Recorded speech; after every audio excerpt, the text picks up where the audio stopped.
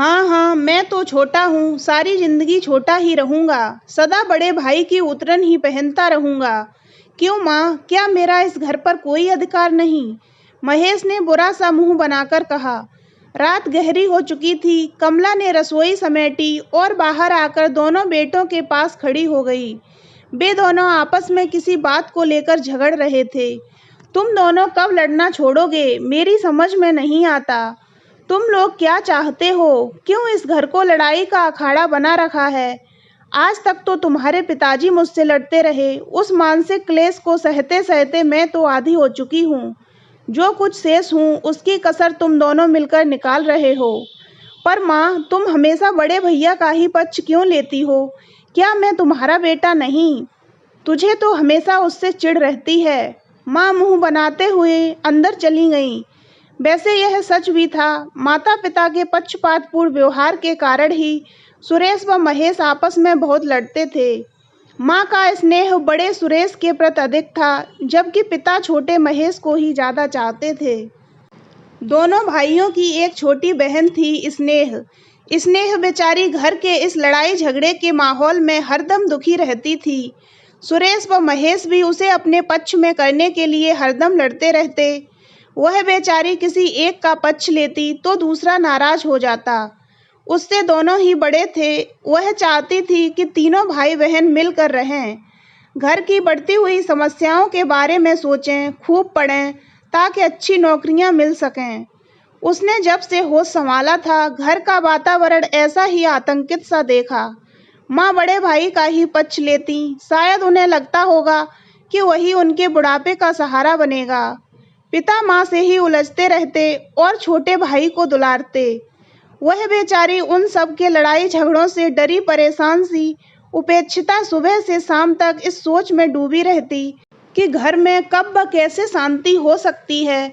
सुबह की हुई बहस के बारे में वह आंगन में बैठी सोचती रही कि बड़े भैया सुरेश की उतरन पहनने के लिए महेश भैया ने कितना बुरा माना, लेकिन वह जो हमेशा उन दोनों की उतरन ही पहनती आई है, उसके बारे में कभी किसी का ख्याल गया? वह सोचती, माता पिता का ऐसा पक्षपातपूर्ण व्यवहार क्यों है? क्यों ये लोग आपस में ही लड़ते रहते हैं? अब तो हम सभी बड़े हो रहे हैं, हमारे घर की बातें बाहर पहुँचें, यह कोई अच्छी बात है भला? त्रस्त सी ख्यालों में डूबी वह चुपचाप भाइयों की लड़ाई का हल ढूंढा करती। स्नेह का मन इस वातावरण से ऊब गया था। वह एक दिन शाम को विचारों में लीन आंगन में नीम के पेड़ के नीचे बैठी थी। अचानक एक छोटा सा पत्थर का टुकड़ा उसके पास आकर गिरा। चौंकते हुए उसने पीछे मुड़कर देखा कि कौन है। अभी वह इधर उधर देख ही रही थी कि एक और टुकड़ा आकर गिरा। इस बार उसके साथ एक छोटी सी चिट भी थी। घबराकर स्नेह ने घर के अंदर निगाहें दौड़ाईं। इत्तेफाक से माँ अंदर थीं, दोनों भाई भी बाहर गए हुए थे। अब उसने देखा कि एक लड़का पेड़ के पीछे छिपा हुआ उसकी तरफ देख रहा है। हिम्मत करके उसने वह चिट खोलकर पढ़ी तो उसकी जान ही निकल गई। चिट में लिखा था, स्नेह, मैं तुम्हें काफी दिनों से जानता हूँ। तुम यूं ही हर शाम इस आंगन में बैठी पढ़ती रहती हो। तुम्हारी हर परेशानी के बारे में मैं जानता हूँ और उसका हल भी जानता हूँ। तुम मुझे कल स्कूल की छुट्टी के बाद बाहर बरगद के पेड़ के पास मिलना, तब मैं बताऊंगा। शंकर। पत्र पढ़कर डर के मारे स्नेह को पसीना आ गया। शंकर उसके पड़ोस में ही रहता था। उसके बारे में सब यही कहते थे कि वह आवारा किस्म का लड़का है। उसके पास क्या हल हो सकता है मेरी समस्याओं का? स्नेह का दिल बड़ी कसम में उलझ गया। वह भी तो यही चाहती थी कि उसके घर में लड़ाई झगड़ा न हो। हमारे घर की बातें शंकर को कैसे पता चल गईं? क्या उसके पास जाना चाहिए? इसी सोच में सवेरा हो गया। स्कूल में भी उसका दिल न लगा। हाँ और नहीं में उलझा उसका मन कोई निर्णय नहीं ले पाया। स्कूल की छुट्टी की घंटी से उसका ध्यान बटा। देख लेती हूँ, वैसे बात करने में क्या नुकसान है? स्नेह ख्यालों में गुम बरगद के पेड़ के पास पहुँच गई। सामने देखा तो शंकर खड़ा था। मुझे पता था कि तुम जरूर आओगी, शंकर ने कुटिलता से कहा। सुबह शीशे में शक्ल देखी थी तुमने? क्यों, क्या हुआ मेरी शक्ल को? स्नेह डर गई। तुम बहुत सुंदर हो, शंकर ने जाल फेंका। उसके विचार में मछली फंस चुकी थी और स्नेह भी आत्मीयता से बोले गए 2 शब्दों के बदले बहक गई। इस छोटी सी मुलाकात के बाद तो यह सिलसिला चल पड़ा। रोज ही शंकर उससे मिलता, उसके साथ 2-4 घर की बातें करता, उसे यह विश्वास दिलाने की कोशिश करता कि वह उसके हर दुख दर्द में साथ है। बातों बातों में ही उसने स्नेह से घर की सारी स्थिति जान ली। उसके दोनों भाइयों के बारे में भी वह काफ़ी जानता था। वह धीरे धीरे जान गया था कि स्नेह को अपने भाइयों से बहुत मोह है और वह उनके आपसी लड़ाई झगड़े के कारण बहुत तनाव में रहती है।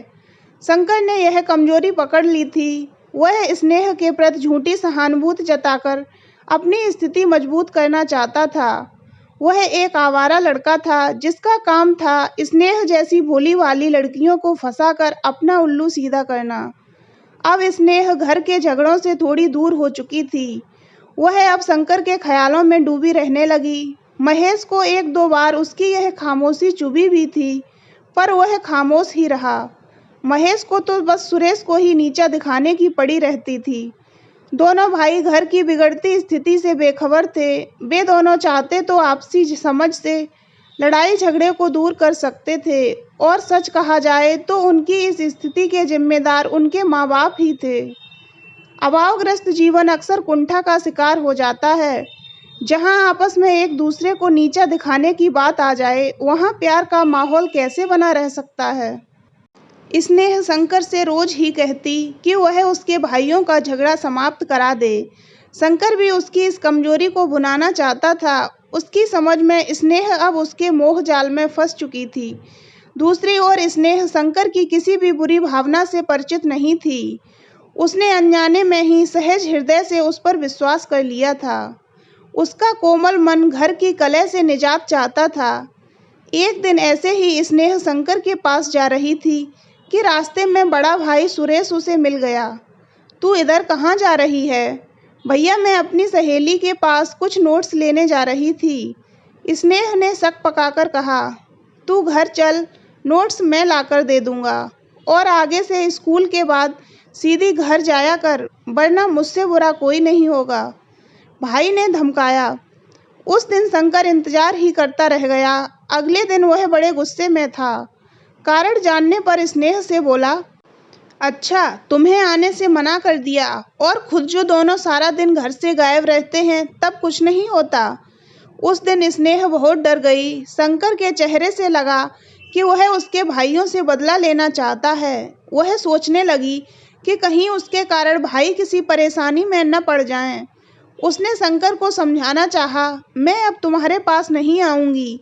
मेरे भाइयों ने दोबारा देख लिया तो खैर नहीं। यूं ही तुम मुझ पर ज़रूरत से ज़्यादा गुस्सा करने लगे हो।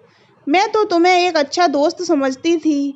ओह, जरा से भाई के धमकाने से तू डर गई। मैं तो तुझे बहुत हिम्मत वाली समझता था। शंकर ने मीठे बोल बोले, नहीं, इसमें डरने की बात नहीं, पर ऐसे आना ठीक नहीं होता। अरे छोड़, चल उस पहाड़ी के पीछे चलकर बैठते हैं, वहाँ से तुझे कोई नहीं देखेगा। शंकर ने फिर पासा फेंका। नहीं, मैं घर जा रही हूँ, बहुत देर हो गई है आज तो। इस पर शंकर ने जोर जबरदस्ती का रास्ता अपनाने की सोची। ये लोग अभी बात कर ही रहे थे कि अचानक स्नेह का भाई सुरेश वहाँ आ गया। उसने देखा कि स्नेह घबराई हुई है। उसके पास ही शंकर को खड़े देखकर उसके माथे पर बल पड़ गए। उसने शंकर से पूछा, तू यहाँ मेरी बहन से क्या बातें कर रहा है? अपनी बहन से ही पूछ लेना, शंकर ने रूखे स्वर में कहा। इससे तो मैं पूछ ही लूँगा, तू अपनी कह। इसके पास क्या करने आया था? सुरेश ने कड़े स्वर में कहा। तेरी बहन ने ही मुझे यहाँ बुलाया था। कहती थी कि पहाड़ी के पीछे चलते हैं, वहाँ हमें कोई नहीं देखेगा। शंकर कुटिलता से हंसा। क्या कहा? मैंने तुझे यहाँ बुलाया था? स्नेह ने हैरान होकर कहा। मुझे नहीं पता था कि तू इतना बड़ा झूठ भी बोल सकता है। अरे वाह, हमारी बिल्ली और हमी को म्याऊं। तू ही तो रोज मेरा यहाँ इंतजार करती रहती थी। बस बहुत हो चुका शंकर, सीधे से अपने रास्ते चला जा, वरना। सुरेश ने गुस्से से कहा। हाँ हाँ, चला जाऊंगा, पर तेरी बहन को साथ लेकर ही। शंकर बेशर्मी से हंसा। जरा मेरी बहन को हाथ तो लगाकर देख, कहने के साथ ही सुरेश ने जोरदार थप्पड़ शंकर के जड़ दिया। बस फिर क्या था, फिर दोनों में मारपीट होने लगी। शोर बढ़ने से वहां लोग एकत्र होने लगे। झगड़ा बढ़ता ही गया। एक बच्चे ने जाकर सुरेश के घर में कह दिया। माँ ने सुना तो झट महेश से बोली, अरे सुना तूने, पड़ोस के शंकर से तेरे भाई की लड़ाई हो रही है, जाके देख तो जरा। मैं क्यों जाऊं, उसने कभी मेरा कहा माना है? हमेशा ही तो मुझसे जलता रहता है, हर रोज झगड़ता है मुझसे। अच्छा है, शंकर जैसे गुंडे से पिटकर अक्ल ठिकाने आ जाएगी, महेश ने गुस्से से कहा। पर इस वक्त बात तेरी व उसकी लड़ाई की नहीं है रे, स्नेह भी वहीं खड़ी है। जाने क्या बात है, तुझे क्या अपनी बहन का जरा भी ख्याल नहीं? यह बात है, तब तो जाना ही पड़ेगा। स्नेह तो मेरा बड़ा ख्याल रखती है। अभी जाता हूँ, देखूं तो क्या बात है। तुरंत उठकर महेश ने साइकिल निकाली और पल भर में बरगद के पेड़ के पास पहुंच गया। सामने जो नजारा देखा तो उसका खून खौल उठा। शंकर के कई साथी उसके भाई को मार रहे थे और शंकर खड़ा हंस रहा था। स्नेह ने उसे आते देखा तो एकदम रो पड़ी। भैया, सुरेश भैया को बचा लो, वे मेरी खातिर बहुत देर से पिट रहे हैं। अपने सगे भाई को यूं पिटता देख महेश आग बबूला हो गया। तभी शंकर ने जोर से कहा, लो भाई, एक और आ गया भाई की पैरवी करने। लड़कों के हाथ रुके। मुड़कर देखा तो महेश की आंखों में खून उतर आया था। उसने वहीं से ललकारा, खबरदार, जो अब किसी का हाथ उठा, एक एक को देख लूंगा मैं। अरे वाह, पहले अपने को तो देख, रोज तो अपने भाई व माँ बाप से लड़ता झगड़ता है, आज कैसा शेर हो रहा है, शंकर ने चिढ़ाया। पहले तो तुझे ही देख लूं, बहुत देर से जवान लड़ा रहा है। कहते हुए महेश ने पलटकर एक घूंसा शंकर की नाक पर दे मारा और बोला, मैं अपने घर में किस किस से लड़ता हूँ, तुझे उससे क्या मतलब? वह हमारा आपसी मामला है। तूने यह कैसे सोच लिया कि तू मेरी बहन व भाई पर यूं हाथ उठा सकता है? शंकर उसके एक ही घूंसे से डर गया था। इस बीच सुरेश को भी उठने का मौका मिल गया। फिर तो दोनों भाइयों ने मिलकर शंकर की खूब पिटाई की। उसके दोस्त मैदान छोड़कर भाग गए। सुरेश के माथे से खून बहता देख स्नेह ने अपनी चुन्नी फाड़ी और जल्दी से उसके पट्टी बांधी। महेश ने सुरेश को अपनी बलिष्ठ बाहों में उठाया और कहा, चलो घर चलते हैं। भरी आंखों से सुरेश ने महेश की आंखों में झांका। वहां नफरत की जगह अब प्यार ही प्यार था, अपनत्व का भाव था, घर की शांति थी, एकता का एहसास था। स्नेह दोनों भाइयों का हाथ पकड़कर बीच में खड़ी हो गई। फिर धीरे से बोली, मैं भी तो यही चाहती थी। फिर तीनों एक दूसरे का हाथ थामे घर की ओर चल दिए। तो दोस्तों, अगर आपको ये कहानी अच्छी लगी हो तो वीडियो को लाइक करें और हमारे चैनल को सब्सक्राइब अवश्य करें।